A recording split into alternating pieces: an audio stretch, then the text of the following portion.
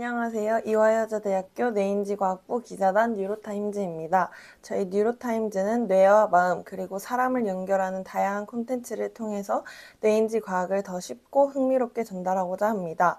오늘은 뉴로타임즈 인터뷰 시리즈의 5번째 인터뷰로 이화여자대학교 뇌인지과학부의 이수지 교수님을 모셨습니다.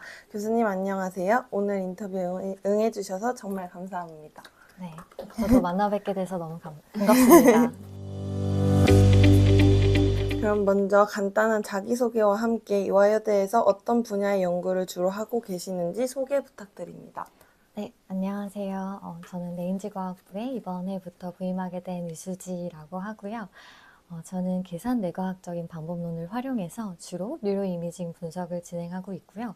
연구 주제로는 외상후 스트레스 장애 그리고 수면을 중점적으로 현재는 연구를 하고 있습니다. 이화여대에서 학부를 졸업하신 뒤 다시 뇌인지과학부 교수로 오시게 된 계기가 궁금합니다. 사실은 이제 제가 약대를 진학할 때만 해도 저희 뇌인지과학부가 일단 없었고요. 약학을 공부하면서 사실 약학은 이제 약을 이해하기 위해서 좀 어떻게 보면 사람을 주제로 좀 총체적으로 이해할 수 있는 여러 학문을 좀 접할 수 있었거든요. 근데 그 과정에서 이제 특히나 뇌에 대한 약물의 작용이나 뇌의 여러 기전들에 알려지지 않은 부분이 많다고 좀 많이 느꼈던 것 같고요. 거기서 좀 그때부터 저의 좀 호기심이 발동해서 뇌과학을 계속 공부하게 됐고 또 이렇게 이제 모교회까지 돌아올 수 있었던 것 같습니다. 그러면 연구실을 정리하시거나 수업을 진행하시면서 내가 이화여대 뇌인지과학부의 일원이 되었다라고 실감하셨던 순간이 있으실까요? 저는 아무래도 여러분들도 다 참석하셨을 것 같은데 2월에 있었던 스크랜튼 신입생 환영회에서 그 사진으로만 봤던 이 포즈를 여러분들하고 할 때 굉장히 많이 느꼈던 것 같아요. 아, 드디어 내가 좀 일원이 되었나? 라는 소속감도 느꼈던 것 같고 아직도 궁금한 게 이제 이렇게 한 다음에 시선을 돌려야 된다고 하는 건가요? 의미가 있을까요? 딱히 없긴 한데 그냥 정자세보다 항상 45도를 해라라고 45도. 네, 아, 이렇게 배웠습니다. 알겠습니다. 명심할게요. 그러면 교수님께서도 이화여대에서 학부 시절을 보내신 벗이셨던 만큼 학생들과의 친근함이 있으실 것 같은데 동시에 교수와 학생으로서의 차이가 있으신지 그 차이를 어떤 점에서 느끼시는지 궁금합니다. 네, 엄청 느끼고 있고요. 지금 어깨가 굉장히 무겁습니다. 혼자 스스로는. 이제 그 이유가 사실 여러분들처럼 지금 학생일 때는 정말 뭔가 좀 가벼운 마음으로 학교를 다니면서 막 학교에 곳곳에 있는 예를 들면 인프라 같은 것도 누리고 좀 자유롭게 생활을 했던 학생이었는데 막상 이제 교수가 되어 보니 이제 제가 누렸던 것들이 이제 이미 많은 선배님들이 닦아주셨기 때문에 있다는 거를 좀 많이 알게 됐어요. 그래서 이제 그렇게 선배님들이 잘 해준 걸 제가 또 이어가야 한다는 좀 책임감도 느꼈고 또 더 좋게 만들어서 여러분들이 또 저처럼 해맑게 걱정 없이 다닐 수 있도록 좀 해주고 싶어서 양 어깨가 굉장히 무겁습니다. 책임감도 들고 사명감도 들고. 네. 그러면 혹시 현재 어떤 과목을 가르치고 계신지 과목 소개를 부탁드립니다. 우선은 이번 학기에는 학습과 기억이라는 교과목 맡고 있고 이제 해당 교과목에서는 어떻게 보면은 이제 인간의 고위 인지 기능의 꽃이라고 할 수 있는 기억 파트, 학습 파트를 이제 나눠서 여러 가지 재미있는 실험과 함께 소개하는 내용이고요. 그리고 다음 학기는 이제 기능성 신경해부학을 가르칠 예정이고 이제 그 다음 연도는 또 이제 진행을 해봐야겠지만 아무래도 제 분야가 계산 뇌인지과학 분야다 보니까 그런 관련된 교과목을 담당할 예정에 있습니다. 해당 과목을 수강하기 위해 도움이 되는 선수 과목이나 이후에 연계해서 들으면 좋은 과목이 있다면 알려주실 수 있으실까요?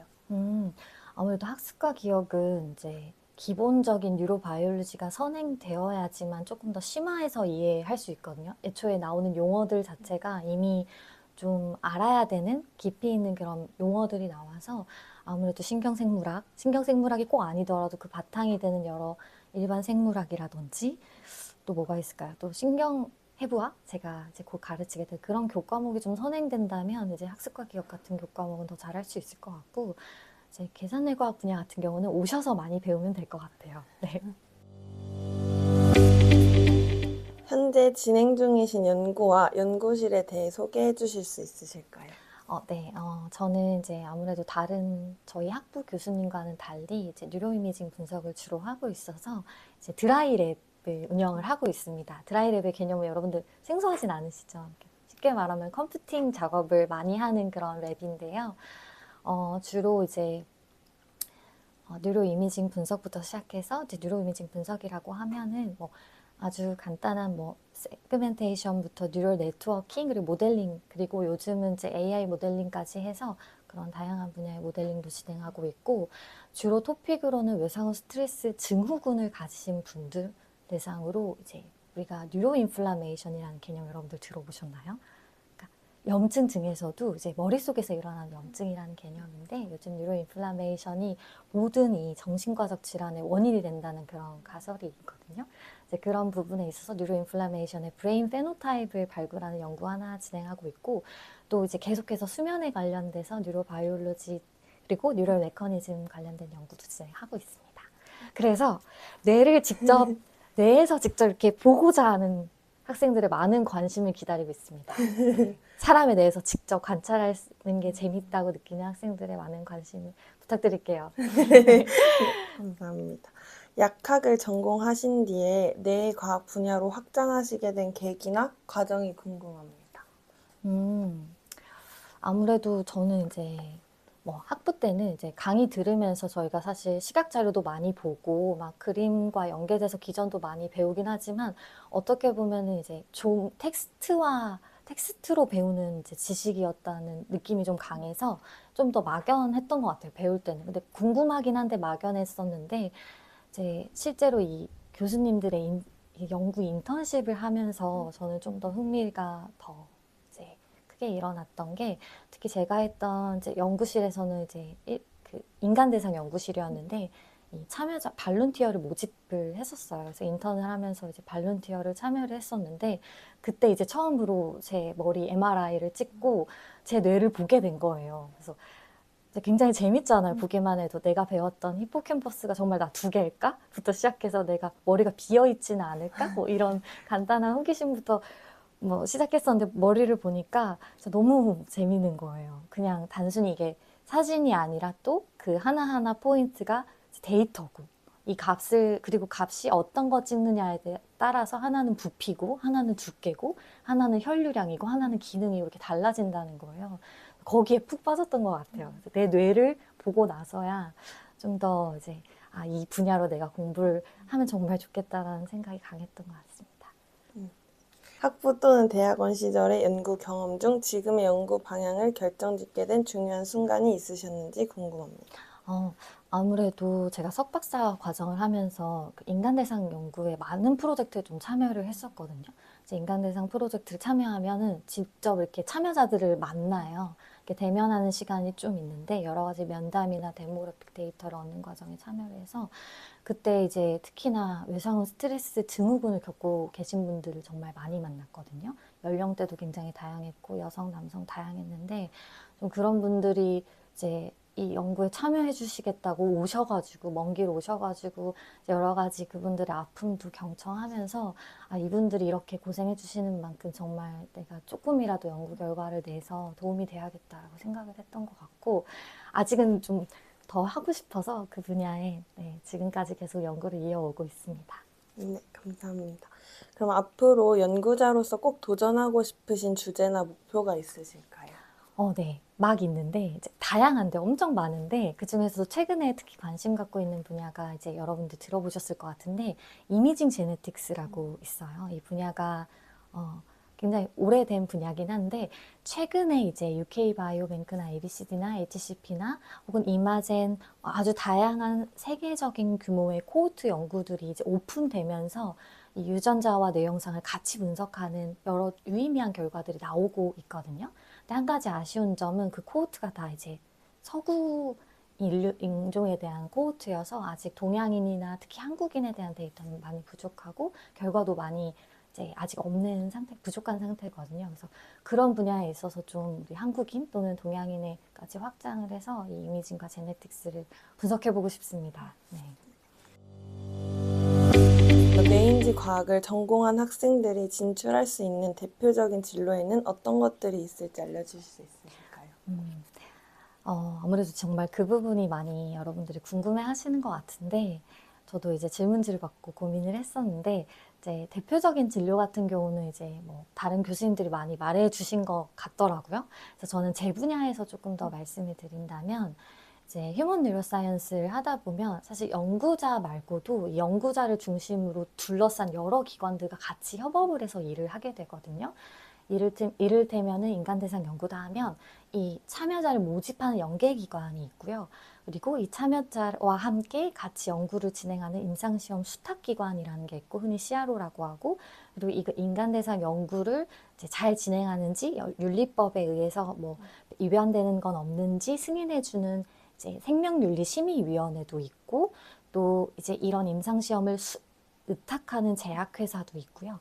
이제 이런 어떻게 보면 인간대상 연구라는 하나에 맞물리는 많은 기관들이 사실 모두 여러분들이 진출할 수 있는 분야다라고 말씀을 좀 드리고 싶어요. 네.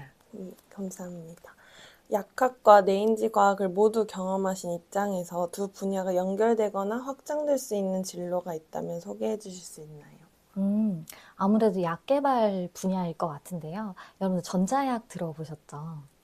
이제 전자약에 대한 개념은 아직 좀 분분하긴 하지만 그래도 이제 약과 같은 케미컬이 아니라 전류나 혹은 자기를 통해서 뇌를 치료하는 전자장치를 의미하는 개념인데, 여러분들 수업 시간에 아마 이제 트랜스크래니얼 마그네틱 스티뮬레이션 또는 트랜스크래니얼 다이렉트 커런트 스티뮬레이션을 이제 나중에 배우시게 될 거예요.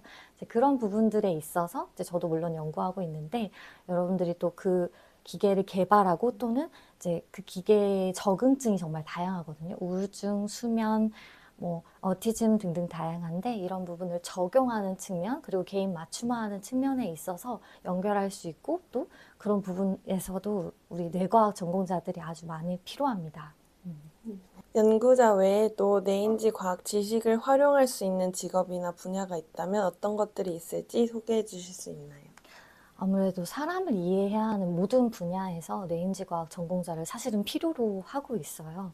이를테면은 뭐 사람의 심리를 이해해야 하는 분야, 뭐 사람의 행동을 이해하거나 감정이 중요한 분야들, 마케팅, 에듀테크, 또는 이런 뇌 정신건강 콘텐츠를 만드는 사람, 또는 이 콘텐츠를 기반으로 어플을 만들어야 하는 여러 분야들이 이제 관련된다고 말씀드릴 수 있을 것 같아요. 네, 감사합니다. 이번 학기 혹은 첫 수업에서 학생들에게 꼭 들려주고 싶어서 아껴둔 비장의 한마디가 있다면 무엇이 있을까요? 이제 여러분들은 좀 이런 말을 와닿지도 않으실 것 같은데, 혹시 지금이 내 인생에서 가장 젊은 순간이다 라는 말 들어보셨어요? 들어보셨어요? 아직 와닿지 않으시죠, 여러분들? 저는 그 말이 굉장히 위안이 되면서 하루를 버티고 있는데, 저는 그 말을 좀 변형해서 이제 지금 이 순간이 내 뇌가 가장 이제 젊은 순간이다라고 말씀을 드리고 싶어요. 그래서 여러분들 지금 뇌는 가장 유연하고 여러분들 인생에서 가장 많이 변화할 수 있고 그런 시기이기 때문에 가장 뭐라 해야 될까? 싱싱한 상태라고 말할 수 있어서 여러분들의 뇌를 좀 더 좋은 환경에 있을 수 있게 해주시고, 뇌를 발휘할 수 있고 좀 쓰는 환경에 있게끔 해주시면 좀 좋겠습니다. 네. 감사합니다.